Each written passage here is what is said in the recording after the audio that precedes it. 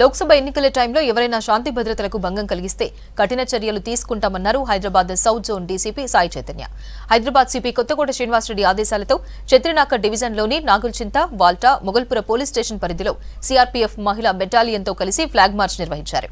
మార్చ్లో అదనపు DCP Sheikh Jahangir, Chatrinaka ACP CH Chandrashekar, Moghalpura police సిబ్బంది పాల్గొన్నారు.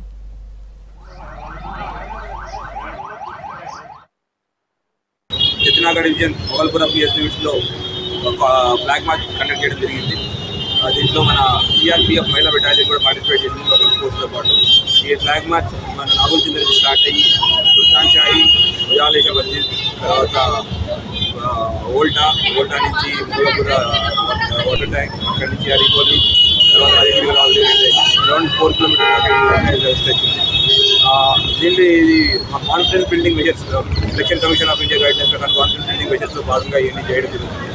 దీని ద్వారా ప్రజలందరికీ మనం ఒక సందేశం ఇస్తున్నాం. ఎటువంటి యాంటీ సోషల్ ఎలిమెంట్స్ కానీ ఇల్లీగల్ యాక్టివిటీ చేసే వాళ్ళు ఉన్నా వాళ్ళని ఇమీడియట్గా వాళ్ళు యాక్షన్ జరుగుతుందనే నమ్మకాన్ని జనాల్లో కల్పిస్తున్నాం. అట్లానే మీడియా ద్వారా ప్రజలందరికీ విజ్ఞప్తి, మీ ఏరియాలో ఎవరైనా ఎంసీసీ కోడ్కి సంబంధించి వైలేషన్ చేయడానికి ప్రయత్నం చేస్తున్నా మాకు ఇమీడియట్ ఎక్టివేట్ చేయాల్సి కోరుతున్నాం.